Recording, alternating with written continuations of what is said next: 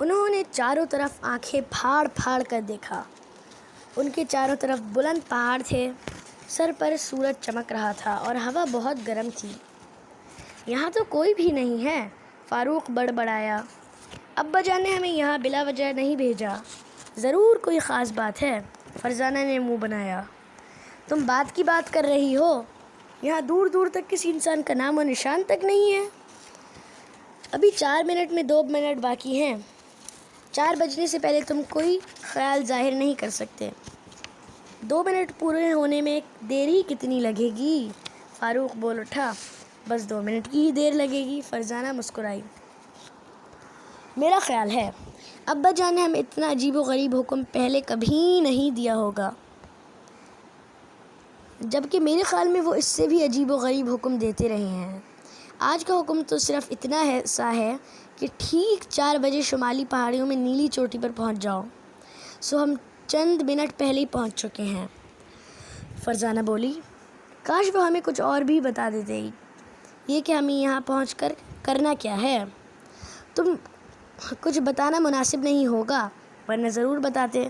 میں کہتی ہوں، تم صبر نہیں کر سکتے؟ بالکل صبر کر سکتے ہیں۔ 4 کیا ہے، ہم تو یہاں 4:30 بجے تک صبر کر سکتے ہیں۔ فاروق مسکرایا۔ کاش تم صبر کرنے کے ساتھ ساتھ خاموش بھی رہ سکتے۔ فرزانہ جل بھن گئی۔ ایک وقت میں تو میں ایک ہی کام کر سکتا ہوں، خاموش رہ سکتا ہوں یا صبر کر سکتا ہوں۔ فاروق بولا، تب پھر ذرا مہربانی فرما کر خاموش ہو جاؤ، کیونکہ خاموش رہنا بھی صبر کرنے کے برابر ہے۔ اچھی بات ہے، اب میں نہیں بولوں گا۔ ہاں، جب میری خاموشی تم پر بوجھ بننے لگے تو بتا دینا، اس وقت میں اپنی زبان کھول دوں گا۔ لیجئے، اب خاموشی بھی بوجھ بنے گی؟ بھئی یہ تو ہو ہی نہیں سکتا۔ کیا نہیں ہو سکتا؟ فاروق نے حیران ہو کر کہا۔ یہ کہ خاموشی بوجھ بن جائے، لیکن یہ کہا، یہ تم خاموش ہوئے ہو؟ میرا خیال ہے ابھی تم نے خاموش رہنے کا نام بھی نہیں لیا۔ اسے کہتے ہیں آ محاورے مجھے مار۔ فاروق تلملا اٹھا۔ اف توبہ، بیچارے بیل کی اتنی حق تلفی۔ فرزانہ نے کانوں کو ہاتھ لگایا۔ آئی بڑی بیلوں کی ہمدرد۔ فاروق بولا، لو بھائی، ابھی لڑائی جھگڑا ختم، ٹھیک 4 بج رہے ہیں۔ فاروق اپنی زبان پر قطعاً کوئی قابو نہیں پا سکا، لیکن اب تو چپ ہونا ہی پڑے گا، کیونکہ اس نے جملہ درمیان میں ہی چھوڑ دیا۔ منہ حیرت زدہ انداز میں کھل گیا۔ یہ کیونکہ اتنا سنسنی خیز تو نہیں تھا کہ تمہارا منہ کھل گیا؟ فاروق نے حیران ہو کر کہا۔ وہ دیکھو، محمود نے حیرت زدہ انداز میں کہا۔ دونوں نے ایک ساتھ اس طرف دیکھا اور پھر ان کی آنکھوں میں بھی حیرت اور خوف کے دیے جل اٹھے۔ تقریباً 100 گز کے فاصلے پر ایک آدمی 3 آدمیوں سے جنگ کر رہا تھا۔ وہ ان تینوں کے درمیان گھر گیا تھا۔ تینوں اس پر تابڑ توڑ مکے برسا رہے تھے، لیکن وہ بھی ان کا ڈٹ کر مقابلہ کر رہا تھا اور تینوں کی طرف مکے اور لاتیں اچھاڑ رہا تھا۔ مقابلہ اگر 1 اور 1 کا ہوتا تو یقیناً اس کا پلہ بھاری ہوتا، لیکن مقابلے میں چونکہ 3 تھے، اس لیے اس کی فتح کے امکانات بہت کم تھے۔ آؤ، ہمیں اس کی مدد کرنی چاہیے، محمود ان کی طرف لپکا۔ لیکن ہمیں کیا معلوم کہ کون لوگ ہیں؟ یہ نہ بھولو، ابا جان نے ہمیں یہاں کسی بغیر وجہ کی تو نہیں بھیجا نا؟ محمود نے کہا۔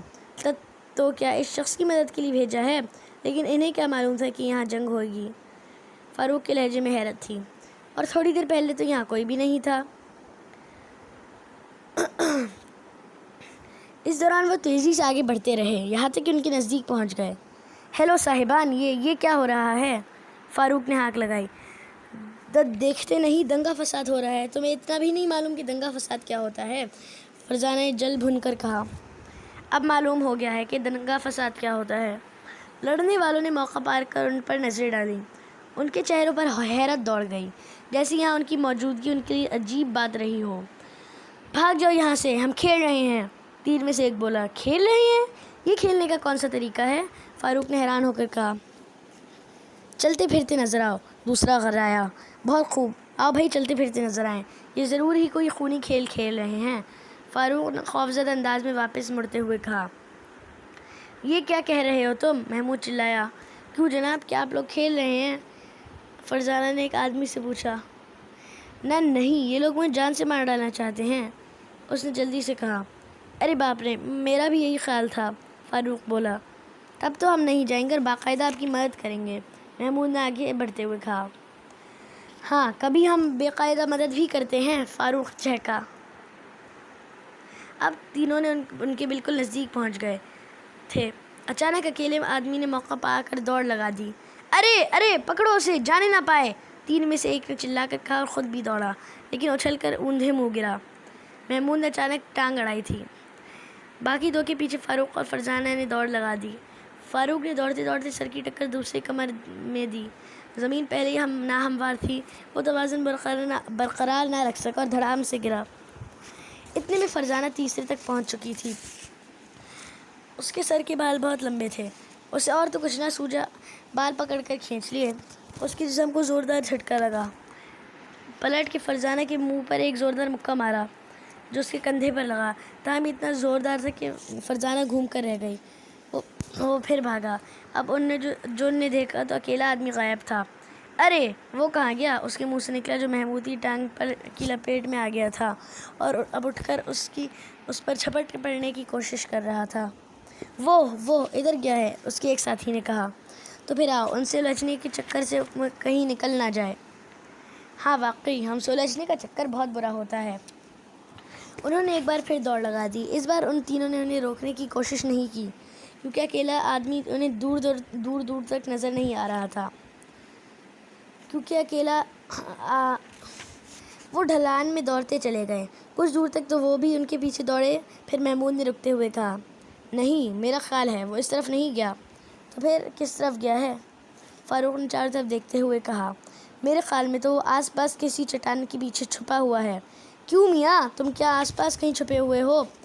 اگر ایسا ہے تو ابھی کچھ دیر اور چھپے رہو، جب تک وہ بہت دور تک نہیں نکل جاتے، ورنہ وہ پھر پلٹ کر آئیں گے اور تمہاری خاطر ہمیں ان سے لڑنا پڑے گا، لہٰذا بہتر یہی ہے کہ تم چھپے رہو۔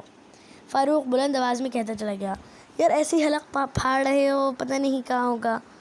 محمود نے برا سا منہ بنایا۔ تینوں دوڑنے والے آخر ان کی نظروں سے اوجھل ہو گئے۔ لو، اب تو وہ بھی نہیں نظر آ رہے، اب ہم کیا کریں؟ فاروق بولا۔ ہیلو مسٹر، کیا تم آس پاس موجود ہو؟ اگر ہو تو سامنے آ جاؤ، اب کوئی خطرہ نہیں رہا، محمود نے دبی آواز میں کہا، لیکن وہ سامنے نہ آیا۔ اب کیا کریں؟ فرزانہ تھکی آواز میں بولی۔ گھر جانے کے سوا ہی کیا کر سکتے ہیں؟ ہمیں جس کام سے بھیجا گیا تھا وہ ہم کر چکے ہیں۔ ہم کیا کر چکے ہیں؟ فاروق حیران ہو کر بولا۔ بھائی، اسے ان تینوں کے چنگل سے نکالنے میں کامیاب ہو گئے، اور بس۔ کیا الجھن تو یہی ہے، ابا جان نے تو بتایا ہی نہیں تھا کہ ہمیں یہاں کیا کرنا ہے، تاہم انہوں نے یہ تو بتایا تھا کہ 4 بجے تک اگر یہاں کوئی گڑبڑ نہ ہو تو واپس آ جائیں۔ ہاں، اور گڑبڑ ہو چکی ہے، اس سے اچھی گڑبڑ بھلا کیا ہوگی، لہٰذا آؤ چلیں، فاروق خوش ہو کر بولا۔ وہ واپس جانے کے لیے مڑے، ابھی چند منٹ ہی چلے ہوں گے کہ ٹھٹک کر رہ گئے۔